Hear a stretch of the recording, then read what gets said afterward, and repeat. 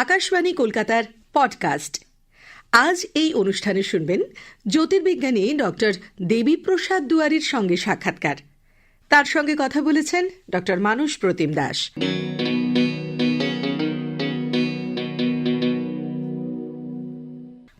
আজকে আমাদের সঙ্গে থাকবেন ডক্টর দেবীপ্রসাদ দুয়ারী। আমরা আলোচনা করব ইসরোর পরিকল্পনা নিয়ে, ইসরোর সাফল্য নিয়ে। একই সঙ্গে বোঝার চেষ্টা করব যে আগামী দিনে গগনযান আমাদের কি দিতে চলেছে।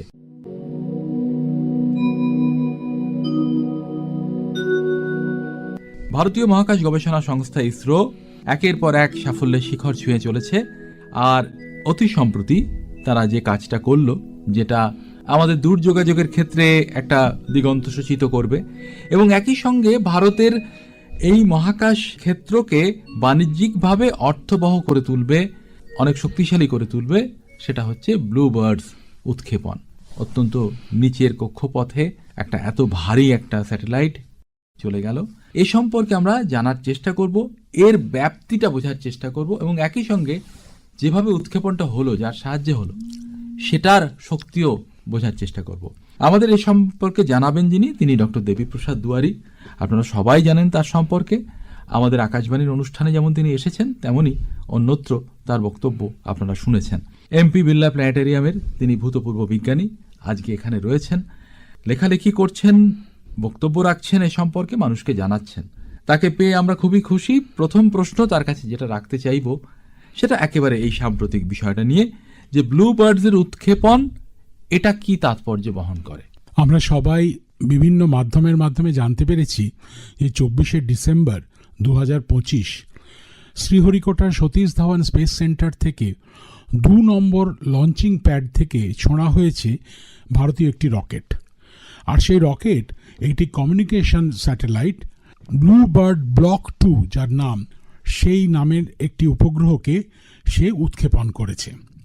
এখন এর মধ্যে দিয়ে ভারতবর্ষে কিন্তু রীতিমতো একটা হইচই পড়ে গেছে বিজ্ঞানী মহলে, অন্তত মহাকাশ বিজ্ঞানের ক্ষেত্রে, এবং সারা পৃথিবীর নিরিখেও যথেষ্ট গুরুত্ব দেওয়া হচ্ছে ভারতের এই সাফল্যকে। তার কারণ, যে উপগ্রহটিকে ছোঁড়া হয়েছে ব্লু বার্ড নামক, যেটি একটি ওই সংযোগ ব্যবস্থাকে বা কমিউনিকেশন স্যাটেলাইট হিসাবে দেখা হচ্ছে যাকে, সেটি বেশ ওজন, প্রায় 6000 কেজি। এত বেশি ওজনের কোনো উপগ্রহ এর আগে ভারতের ইসরো কিন্তু উৎক্ষেপণ করেনি। সুতরাং এই উৎক্ষেপণের মাধ্যমে যেমন ইসরোর দিক থেকে একটা নতুন দিগন্ত খুলে গেল যে এত ভারীও তারা উৎক্ষেপণ করতে পারে, তার থেকেও বড় 2-3টে ঘটনা ঘটেছে। যেটা হলো যে ইসরো যে আগামী দিনে যে সমস্ত পরিকল্পনা নিচ্ছে, হয়তো গগনযান নামক একটি মহাকাশযানকে পাঠানো, হয়তো আর 10-15 বছরের মধ্যে ভারতের অন্তরিক্ষ স্টেশন তৈরি করা, সেই ক্ষেত্রে রীতিমতো ভারী ভারী জিনিস কিন্তু মহাশূন্যে নিয়ে যেতে হবে। আর সেই নিয়ে যাওয়ার জন্য যে পারদর্শিকতা, সেইটা যে সক্ষম হয়েছে, সেটা যে আমাদের ইসরোর বিজ্ঞানীরা করতে পেরেছেন, এটা যেমন ভারতবর্ষের দিক থেকে একটা খুব গুরুত্বপূর্ণ, তার থেকেও আরেকটু গুরুত্বপূর্ণ হলো সারা পৃথিবীর কাছে। তার কারণ, যে অল্প খরচে, আপেক্ষিকভাবে অল্প খরচে এই উপগ্রহটিকে নিয়ে গেল ইসরো মহাশূন্যে, 512 কিলোমিটার উচ্চতায় পৃথিবী পৃষ্ঠ থেকে তাকে স্থাপন করলো তার সঠিক কক্ষপথে, এত অল্প খরচে কোনো দেশ করতে পারেনি এবং আগামী দিনেও করতে পারবে বলে কারোর ধারণা নেই। এত সুনিপুণভাবে এটিকে উৎক্ষেপণ করা হয়েছে। যদি আমরা ইসরোর চেয়ারম্যানের কথা দেখি, যে 512 কিলোমিটার উচ্চতায় একে কক্ষপথে স্থাপন করার কথা, সেই কক্ষপথে 1% যে প্রিসিশন, মানে 2 কিলোমিটার, যেখানে হওয়ার কথা ছিল তার থেকে মাত্র 2 কিলোমিটার, এবং মহাশূন্যের বুকে 2 কিলোমিটার মানে যেন সেই একটা বিন্দুর পরের বিন্দু, সেই অবস্থানে একে সুষ্ঠুভাবে স্থাপন করতে পেরেছেন। এর ফলে কিন্তু খুলে গেল ভারতের মহাকাশ বিজ্ঞানের দিকে বাণিজ্যিক প্রচেষ্টা। এখন প্রচণ্ডভাবে অনেক দেশ চেষ্টা করবে তাদের উপগ্রহগুলিকে খুব সুচারুরূপে সঠিক কক্ষপথে যে স্থাপন করা যায়। কিন্তু মনে রাখতে হবে, এর মধ্যে ভারতের ইসরো কিন্তু অনেকগুলো কাজ করে ফেলেছে এই উৎক্ষেপণের। আমরা কতজন জানি যে ভারতবর্ষের ইসরো প্রায় 346টি বিদেশি উপগ্রহ, 36টি দেশের 346টি উপগ্রহ এর মধ্যেই সফলভাবে উৎক্ষেপণ করেছে। আমরা তো পড়েছিলাম বছরখানেক আগে যে একসঙ্গে 104টা ছোট ছোট মাইক্রো স্যাটেলাইট সেটা উৎক্ষেপণ করেছে প্রত্যেকটা নিপুণভাবে। আর এই যে এত ওজনের যে উৎক্ষেপণ, তার থেকে একটা নতুন ধারা যেন শুরু হলো। তাছাড়াও যে রকেটটি নিয়ে গেছিল, এটির মূল নাম আমরা জেনেছিলাম আগে জিএসএলভি মার্ক 3, কিন্তু এই জিএসএলভি মার্ক 3 কিন্তু অনেক পরিশোধন হয়েছে, পরিবর্তন হয়েছে, পরিমার্জন হয়েছে। নতুন নতুন যন্ত্রাংশ, নতুন নতুন ইঞ্জিন, নতুন নতুন ফুয়েল জ্বালানি ব্যবহার করে অনেকগুলি পরীক্ষার মাধ্যমে এখন যেটি নিয়ে গেল তাকে আমরা বলছি LVM-3। এই এক্সপেডিশনটা হলো M6। তার কারণ এটি হচ্ছে এই জিএসএলভি মার্ক 3 বা LVM-3 নবম সফল উৎক্ষেপণ। এই নবম সফল উৎক্ষেপণের মধ্যে 3টি কিন্তু বাণিজ্যিক। এই বছরখানেক আগে আমরা জানি যে OneWeb India 1 এবং OneWeb India 2 এই দুটি ক্ষেত্রে সফলভাবে এই রকেটটিকে ব্যবহার করা হয়েছে, এই ত্রিস্তরীয় রকেটটিকে, যেটি কিনা সঠিকভাবে তাদের উপগ্রহকে স্থাপন করতে পেরেছে। আর এই 24 তারিখ হলো ব্লুবার্ড ব্লক 2। সুতরাং শুধুমাত্র যে বিজ্ঞান গবেষণা, শুধুমাত্র যে মহাকাশ নিয়ে সাধনা তাই নয়, সারা পৃথিবীর ক্ষেত্রে ভারত একটা নতুন পদক্ষেপ নিল যে বাণিজ্যিকভাবে তারা মহাকাশ বিজ্ঞানের ক্ষেত্রেও তারা এগিয়ে গেল। এইখানে আমাদের একটা জিনিস জানতে খুব ইচ্ছে করে, যেহেতু ধারাবাহিকভাবে ইসরো স্যাটেলাইট উৎক্ষেপণ করে চলেছে এবং সেই স্যাটেলাইটগুলো শুধুমাত্র একটা উচ্চতায় এমন নয়, সেটা থাকা সম্ভবও নয়, বিভিন্ন উচ্চতায় থাকে। তো এই যে লো আর্থ অরবিট এখানে যে রাখা হলো, এটার গুরুত্ব কি? আমরা যেমন ছোটবেলা থেকে পড়ি আজকে ভূ সমলয় কক্ষ, প্রায় 36,000 কিলোমিটার উপরে যেখানে স্থির থাকে, মাঝামাঝি একটা কক্ষপথ আছে, তার থেকে অনেকটাই নিচে মিডল আর্থ অরবিট। কিন্তু এই কক্ষপথে, এই যে লো আর্থ অরবিট, এখানে স্থাপনের খরচা এবং তাকে রক্ষণাবেক্ষণের খরচা, কেননা সে ওই কক্ষপথটা মেনটেন করবে, যদিও আমরা বুঝি যে এটা আজকের দিনে একটা বেশ একটা এস্টাবলিশ স্থাপিত একটা বিজ্ঞান, তবু এটা কিরকম, খরচ কতটা বা কৌশল কিরকম? শুনছেন আকাশবাণী কলকাতার পডকাস্ট। দেখুন, আপনার প্রশ্নটা অত্যন্ত প্রাসঙ্গিক। এখন আমি একেবারে বাচ্চাদের মতো একটা জিনিস আমার মনে হচ্ছে যে আমি যদি একটা টর্চ, সেটা যদি দেওয়ালের খুব কাছে ধরি, দেওয়ালের অনেকটা অংশ কিন্তু আলোকিত হবে। আর সেই টর্চটাই মনে করুন শক্তিশালী, আমি অনেক দূরে দেওয়ালের উপর ফেললাম, দেওয়ালের একটা ছোট জায়গা সেটি আলোকিত করবে। এর উল্টোটা যদি ভাবি, আলোটা যদি টর্চ থেকে না বেরিয়ে এসে কোনো জায়গা থেকে বেরোচ্ছে, তাহলে আমার যদি পৃথিবীতে একটি জায়গার ওপরে বা একটা দেশের ওপরে আমি তার সম্পর্কে জানতে চাই, তাহলে আমি অনেক ওপর থেকে সেই দেশটার উপরে নজর রাখতে পারবো পুরো সুন্দরভাবে। কিন্তু যদি অনেকটা ছড়িয়ে যেতে হয়, যেমন টেলিযোগাযোগ ব্যবস্থার ক্ষেত্রে শুধু তো একটি জায়গা বা একটি রাজ্য নয়, একটি দেশও নয়, অনেকটা ছড়িয়ে যাওয়া। আর যেখানে এক্ষেত্রে মূলত নর্থ আমেরিকা, উত্তর আমেরিকার পুরো মহাদেশটাকে নিয়ে ভাবা হচ্ছে ব্লুবার্ডকে দিয়ে, সুতরাং অনেকটা জায়গা। তার জন্য কিন্তু দরকার লো আর্থ অরবিট। তার কারণ যত নিচু হবে আমার কাভারেজটা অনেক বেশি হবে, সেই জন্যই কিন্তু এটা দরকার। আর আপনি যে প্রশ্নটা করলেন সেক্ষেত্রে সেটাও খুব গুরুত্বপূর্ণ যে খরচটা নিয়ে বাণিজ্যিক শব্দটা ব্যবহার করছি। খরচটা বলতে কি বোঝায়? মোটামুটি যেটুকু হিসাব পাওয়া গেছে যে এই ধরনের উৎক্ষেপণ ইসরো যে করলো, সেটি 5.5 থেকে 6 কোটি US$। এর মধ্যে আমি যদি আমাদের টাকার হিসাবে করি, তাহলে ধরুন ওই 500 থেকে 600 কোটি টাকার মধ্যে এক একটা উৎক্ষেপণ সম্ভব। বলবেন অনেকটা টাকা, না তা নয়, কেন বিদেশি শক্তির ক্ষেত্রে যারা করছে তাদের ক্ষেত্রে কখনো কখনো 1000 কোটিও পেরিয়ে যায়। $1 বিলিয়ন যাকে বলে, তাহলে আমাদের এখানে হিসাবে প্রায় 1000 কোটি 900 কোটি টাকা, সেখানে প্রায় অর্ধেক খরচে ইসরো এটা করতে পেরেছে। সেইখানেই আমাদের যাকে বলে এজ বা আমাদের কার্যকারিতাটা রয়েছে। এইখানে একটা প্রশ্ন আমাদের কাছে চলেই আসে, এই প্রশ্ন মাথা কখনোই এড়াতে পারে না, সেটা হচ্ছে যে এইগুলোর মধ্যে সম্পর্ক কীরকম। অর্থাৎ আমরা নিয়মিতভাবে স্যাটেলাইট পাঠাচ্ছি দূরযোগাযোগের জন্য অথবা রিমোট সেন্সিংয়ের জন্য ইত্যাদি, মাঝে মাঝে আমরা আরও দূর জায়গায় যাওয়ার জন্য, ধরা যাক মঙ্গল গ্রহে যাওয়ার জন্য, চাঁদে যাওয়ার জন্য পাঠাচ্ছি। এইগুলো কি আলাদা? এগুলোর মধ্যে কি কোনো যোগ নেই? স্যাটেলাইট পাঠানো আমাদের পৃথিবীর কক্ষপথে আর দূর গ্রহে বা উপগ্রহে যান পাঠানো, এগুলোর মধ্যে কি কোনো যোগ আছে? দেখুন, মহাকাশে কোনো কিছু পাঠাতে গেলেই একটি রকেটের মাধ্যমে পাঠাতে হবে। সে রকেটের কারিগরি সম্পর্কে আমাদের অনেক দক্ষতা নিয়ে আসতে হবে নিজেদের মধ্যে, এবং তারপরে তার যে কাজ, মূলত উপগ্রহকে কোনো জায়গায় স্থাপন করা বা কোনো জায়গায় ছুঁড়ে পাঠিয়ে দেওয়া, সেটাও একটা কাজ। আপনার প্রশ্নটাকে আমি একটু ভেঙে যদি বলি, আমি আমার ঘরটাকে ঠিক করলাম যে আমার বাড়ির কতগুলো ঘর আছে আমি এখনও পুরোটা ভালো করে দেখে উঠতে পারিনি, আমি বাড়িটাকে ভালো করে দেখব, সেই দেখার পদ্ধতি। আর যদি ভাবি আমার বাড়ি থেকে অনেক দূরে একটা জায়গায় বেড়াতে গিয়ে সেই জায়গাটা কীরকম দেখতে, সেইটা দেখার জন্য যে আমার দুটো পদ্ধতি আলাদা হবে। তার কারণ পৃথিবী সম্পর্কিত যে সমস্ত তথ্য আমাদের দরকার, সেটা টেলিযোগাযোগে হোক বা ভূ প্রকৃতি সম্পর্কে জানা হোক বা খনিজ সম্পদ সম্পর্কে জানা হোক বা জল সম্পদ সম্পর্কে জানা হোক, সেগুলোর জন্য যে উপগ্রহগুলি যে কাজ করবে, আমি যদি আভামণ্ডলের বাইরে বেরিয়ে আরও অনেক দূরে, ধরুন না চাঁদে, ধরুন মঙ্গল গ্রহে বা শুক্র গ্রহে চলে গিয়ে সেখানকার অবস্থা জানতে পেরে চেষ্টা করি উত্তর দিতে এমন কিছু প্রশ্নের যেগুলো অনেকটা তাদের বড় মাপের প্রশ্ন। আমাদের সৌরজগৎ, আমাদের সৌরমণ্ডলে আমাদের প্রতিবেশীদের কি অবস্থা, বা আমাদের উদ্ভব কি করে হয়েছিল পৃথিবীর, এই সমস্ত প্রশ্নের যেখানে উত্তর খোঁজার চেষ্টা, সেগুলোর জন্য আমাদের বহির্বিশ্বে চলে যেতে হয়। আর এই যে ছোট ছোট উপগ্রহগুলো টেলিযোগাযোগ বা দূরসঞ্চার বা বিভিন্ন ধরনের কাজ করে, সেগুলো কিন্তু পৃথিবীর মায়া কাটাতে পারেনি ঠিক বলবো না, কিন্তু সেরকমই পৃথিবীর চারিদিকে ঘুরে তো বেড়াচ্ছে, মায়া কাটাতে পারেনি অভিকর্ষজ বলের। তার থেকে বড় কথা, পৃথিবীকে নিয়ে তারা কিন্তু বেশি চিন্তা ভাবনা করে। শুনছেন আকাশবাণী কলকাতার পডকাস্ট। ইতিমধ্যেই আলোচনায় চলে এসেছে গগনযান।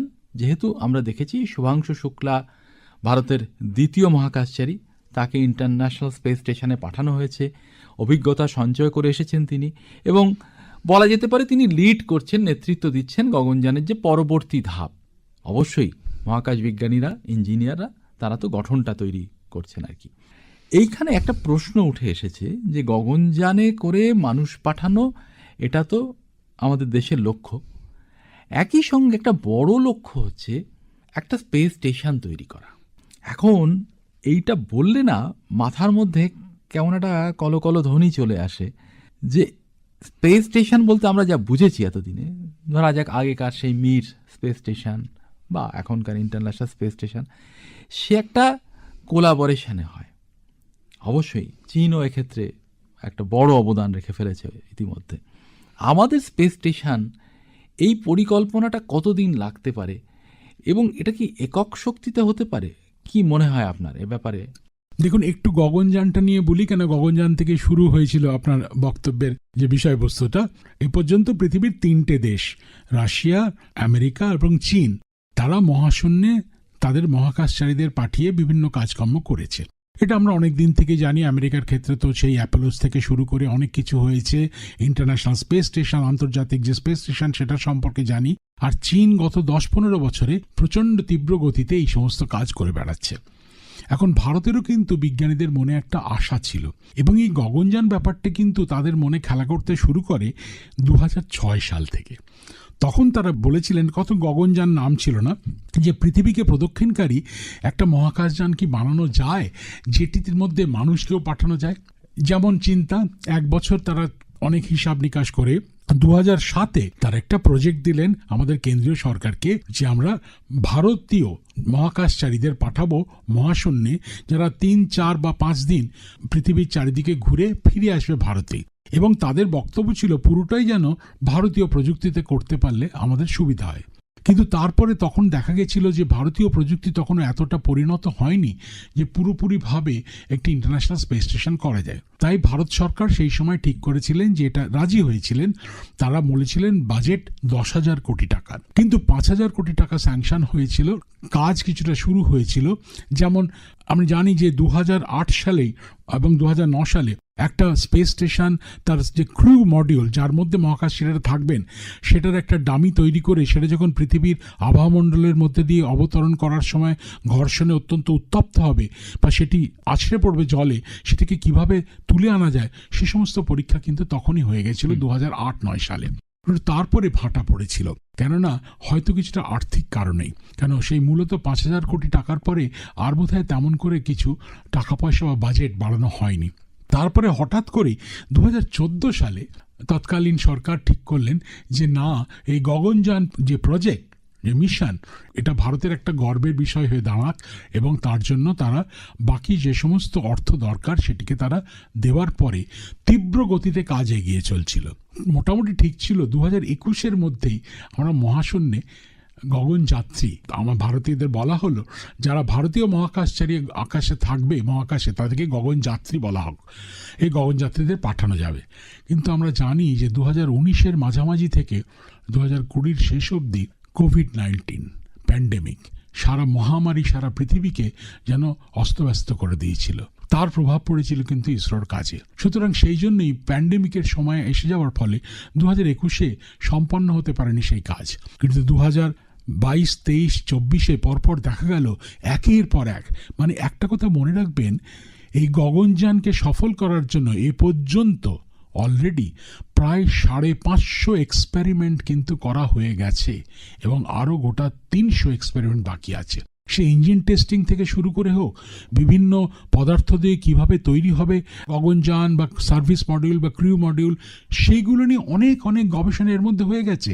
শুনলে অবাক লাগবে যে ইন্ডিয়ান ফ্যাশন ডিজাইনিংয়ের জন্য ন্যাশনাল NIFD যেটা আছে, তারা মোটামুটি 250টা প্রোটোটাইপ বানিয়েছেন যে কী ধরনের পোশাক পরতে পারে গগনযাত্রীরা, তার মধ্যে 2টো মাত্র স্যাংশন রয়েছে। সুতরাং কাজ কিন্তু সারা ভারতবর্ষ জুড়ে চলছে। এবং আমরা জানি কিছুদিন আগে শুভ্রাংশু শুক্লা সবাইকে তাক লাগিয়ে প্রায় 1 সপ্তাহ বেশি সময় তিনি আন্তর্জাতিক স্পেস স্টেশনে কাটিয়ে ফিরে এলেন। অনেক প্রশিক্ষণ পেয়েছেন তার আগে, শুধুমাত্র নাসাতে নয়, ইউরি গ্যাগারিন স্পেস সেন্টারে 2020 থেকে 2021 তার বিশেষ ট্রেনিং হয়েছে এবং ভারতবর্ষে এখন কসমোনট ট্রেনিং সেন্টার খোলা হয়ে গেছে যেখানে ট্রেনিং হবে। শুনছেন আকাশবাণী কলকাতার পডকাস্ট। মানে আমি কসমোনট শব্দটা ব্যবহার করলাম রাশিয়াতে ট্রেনিং হয়েছে বলে। আমরা অনেকেই খেয়াল করে দেখবেন যে রাশিয়ান মহাকাশচারীদের কসমোনট বলা হয় আর আমেরিকান বা ইউরোপীয় মহাকাশচারীদের অ্যাস্ট্রোনট বলা হয়। আমাদের যেমন কোনো নট না হয়ে শুধু গগনযাত্রী বলা হবে।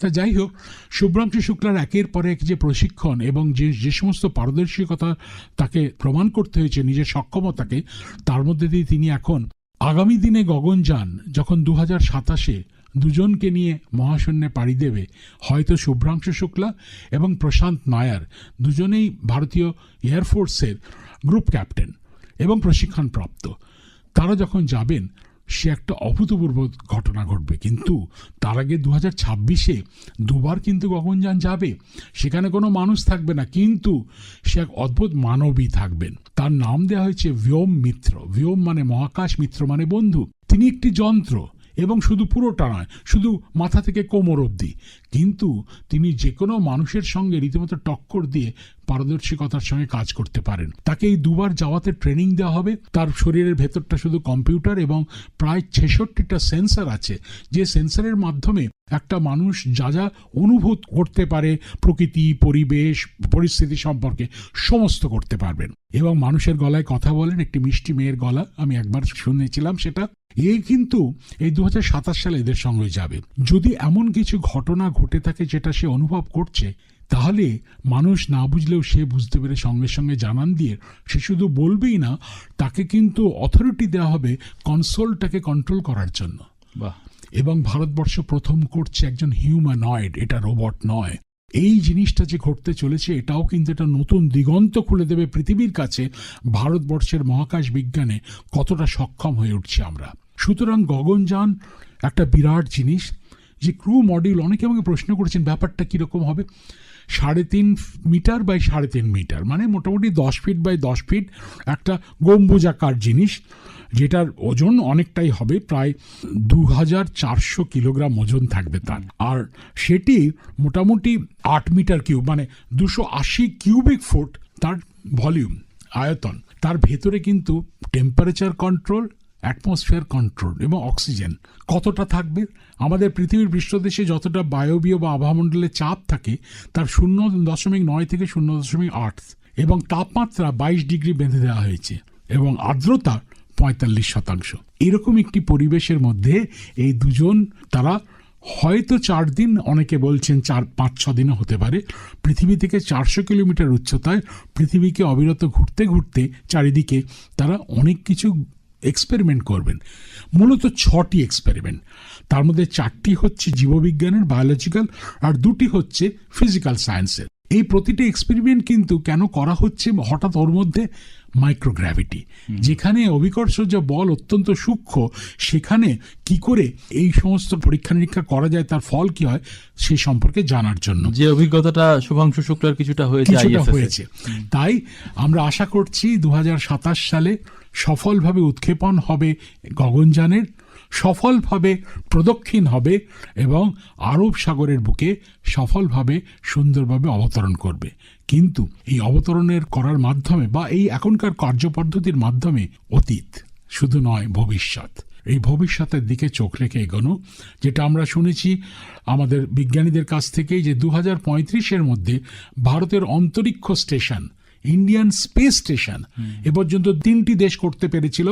একটা স্যালিউট করেছিল রাশিয়া প্রথমে, তারপরে ইন্টারন্যাশনাল স্পেস স্টেশন যেটা প্রায় 17টা দেশের সহযোগিতায় হয়েছিল, তারপরে চীনের চেংড়ু বলে সেটা শুধু চীনই করেছিল। ভারত চাইছে 4র্থ দেশ, এবং সেটা একটা বিরাট ব্যাপার। অনেকের মনে হয় এটা কি শুধু কল্পনা? না, গত বছর ইন্ডিয়ান স্পেস স্টেশনের মডিউল কিরকম দেখতে হবে তার আসল আয়তন কিন্তু প্রদর্শিত হয়েছে ব্যাঙ্গালোরে, এবং সুতরাং সেই নিয়ে কাজ কিন্তু তলে তলে কেন পাশাপাশি অনেকটা এগিয়েছে। সুতরাং সে একটা অদ্ভুত সময় ভারতবর্ষের নিরিখে শুধু নয়, আন্তর্জাতিক মহাকাশ বিজ্ঞানের ক্ষেত্রেও। আমরা মনে হয় এই জায়গাটাতেই, মানে অর্থাৎ এই আশার জায়গাটাতেই শেষ করতে পারি আমাদের এই সাক্ষাৎকার। কেননা যা দেখছি সেগুলো ভবিষ্যতের একটা দিশা দেয় মাত্র। আমরা প্রতি মুহূর্তে যে স্যাটেলাইট উৎক্ষেপণ দেখছি, বা বলা যায় এতদিনের চন্দ্রযান, মঙ্গলযানের যে উৎক্ষেপণ দেখেছি, তার তুলনায় ভবিষ্যৎটা হবে আরও অন্যরকম, আরও বিস্ময়কর। অন্তত ডক্টর দেবীপ্রসাদ দুয়ারীর আলোচনায় আমরা সেটাই বুঝতে পারছি। তাকে ধন্যবাদ জানাই আমাদের স্টুডিওতে এসে কথা বলার জন্য। আপনাদের অনুরোধ করেই জানান কেমন লাগলো অনুষ্ঠান, আপনাদের প্রশ্ন কি হতে পারে এ সম্পর্কে সেটাও জানতে চাইব। অনুষ্ঠান থেকে বিদায় নিচ্ছি।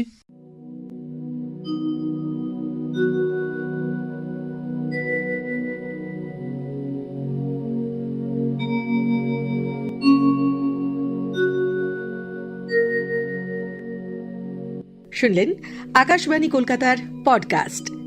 জ্যোতির্বিজ্ঞানী ডক্টর দেবীপ্রসাদ দুয়ারীর সঙ্গে কথা বললেন ডক্টর মানস প্রতিম দাস।